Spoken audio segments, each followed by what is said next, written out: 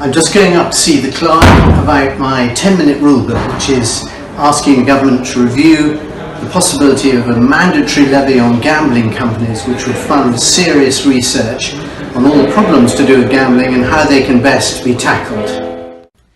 So, winding your way through one of the many towers of the House of Commons, you find your way to the Public Bill Office, and this is where Adam, who's in charge of public bills, and his team are going to help make sure I don't make a mess of this. So you will, when you're called to speak, which will come after the urgent question, your name will be called, and you will say, I beg to move that leave be given to bring in a bill, and you read out your long title.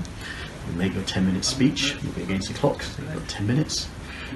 When you've finished, the speaker will put the question that you be given leave to bring in the bill. I assume you'll get aye on this matter. Then he'll say who will prepare and bring in the bill, and you'll read your names of co-sponsors, so starting with Mr. Ian Duncan Smith, down to Jim Shannon, and myself, sir. And then you walk down to the bar of the House, and you turn to face the speaker, he'll say your name, you bow, you move forward 5 steps, you bow again, up to the mace. Shall we practice? Bow again. Let's practice. 5 steps. So To the clerk. Yeah. And then I'd read Gambling Industry Levy Review and Protections for Vulnerable People Bill.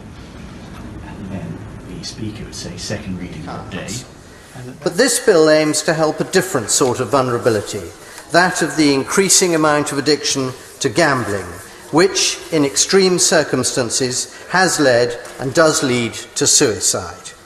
There is nothing more sad than meeting a constituent or non-constituent who has lost a child to suicide from the pressures of gambling debts. Because the problem is getting worse.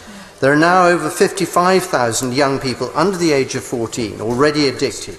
And that is, above all, why I seek leave today to bring in a bill to ask the government to review the case for a levy. I cannot, in a 10-minute rule bill, ask directly for a specific levy, although, as Simon and Garfunkel once put it, if I could, I surely would. A reasonable levy could therefore generate significant revenue both to fund new independent research, recommend much greater protection for children and other vulnerable people at risk, including university students, often lonely. The levy could also be used to build on much stronger self-exclusion with real commitments from banks. I believe this bill, requiring such a review of a mandatory levy, were the government to go ahead with it, would make recommendations across different aspects of gambling and protection and would be a major step forward, for we need action now. Richard Graham.